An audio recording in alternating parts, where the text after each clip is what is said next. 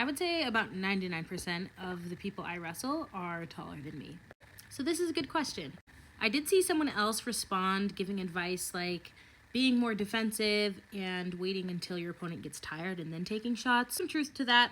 Not necessarily bad advice. I'm just going to give you my perspective. First and foremost, you want to figure out what your wrestling style is. Some people like to be upper body. Some people like to attack the legs. Some like to score in short offense. There's so many different ways to score.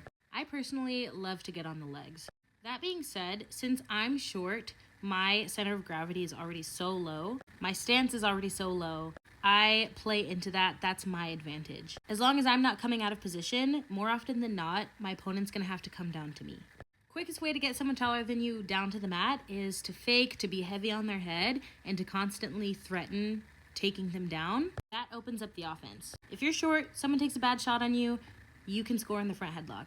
If you can get your opponent off balance or constantly guessing where you're going, that will open up the opportunities for you to shoot if that's what you want to do. With that being said, if you are going to shoot on someone taller than you, you have to run your feet. You have to shoot with your head up, and you have to shoot to finish. I know there's the concern of getting sprawled out on a shot, which is why I emphasize good positioning, head positioning, and running your feet all the way through. Otherwise, if that's something you don't feel confident in yet, then I would definitely work on faking and snapping people to the ground, scoring in the front head. People who are taller than you are going to want to get you out of position. If you don't let them, that gets frustrating, which is good for you.